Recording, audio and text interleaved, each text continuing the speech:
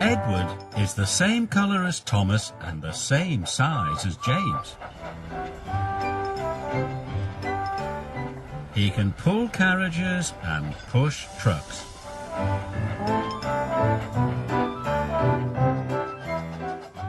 And he often works as a back engine.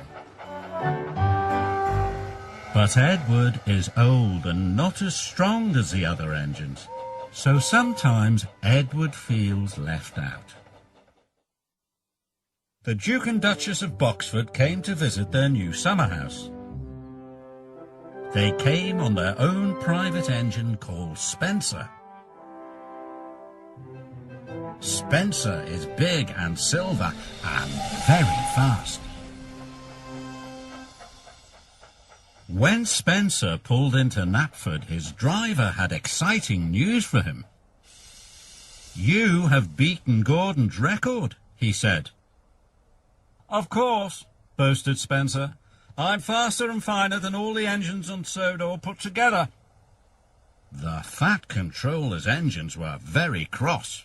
"Spencer's just a big silver show-off," sniffed Gordon, and everyone agreed.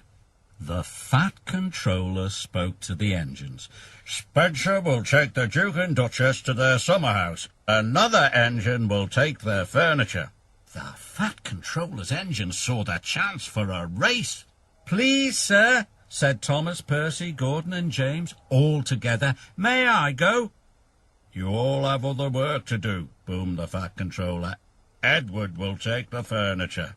James and Gordon groaned. "Fancy sending a back engine to do an express engine's job," sniffed Gordon. "He'll lose the race and let the old railway down," said James. Thomas and Percy were cross. Edward was their friend. "Spencer has a bigger boiler," said Thomas, "but that just means more hot air." "And on his steam he can beat a pouty puffer any day," added Percy. Edward set off, slow and steady. "Will do my best, will do my best," he puffed.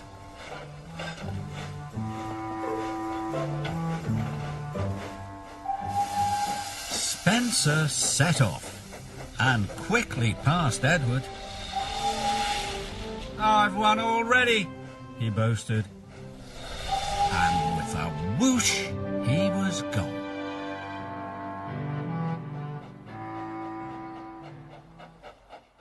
Edward came to the bottom of a steep hill. The freight was heavy and he felt very tired.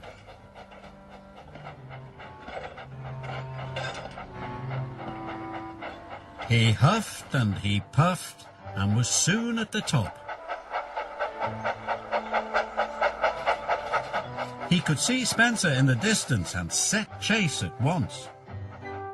Edward raced down the hill.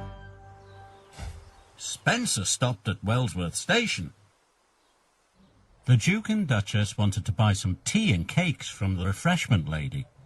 Edward teetered into view. "Hurry up, old boy," laughed Spencer. "Can't have you finishing too far behind me." Edward wished he could have a rest too. But the station master and the porters had heard about the race. "Hooray for Edward!" they cheered. Edward picked up steam and proudly puffed past Spencer. But then the Duke and Duchess finished their tea, and Spencer was off in a flash. He roared past Edward. "Fastest and best," he chirruped. Edward was nearly out of puff. The furniture felt heavier than ever.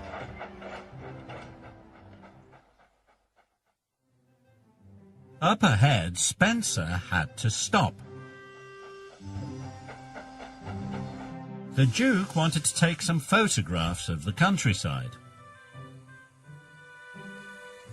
The Duke set up his camera. Spencer closed his eyes. "Nothing to worry about," he said lazily.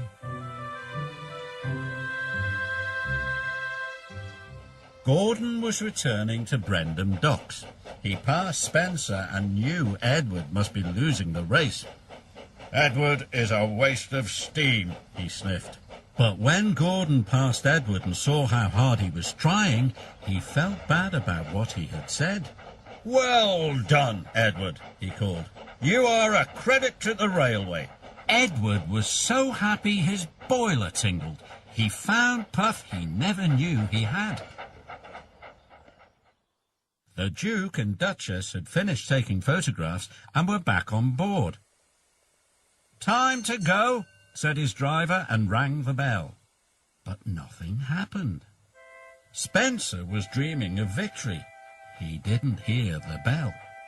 And he didn't hear Edward puffing past him. Spencer's driver rang the bell again. When Spencer finally opened his eyes, he could see Edward heading towards the summer house. Nearly there, he gasped. Spencer took off as fast as he could. But as he reached the siding, his driver ordered him to slow down. "These are old tracks and you are a very heavy engine," he said. "You must go slowly." Spencer had no choice. He had to slow down. And he trundled slowly down the siding. With every click and every clack, he knew that he had lost the race. Edward puffed towards the summer house. "I've won," he gasped. "I did it." Edward felt like a really useful engine. "Hooray! I've won!" he cheered loudly. Edward felt like the pride of the Sodor Railway. And he was right.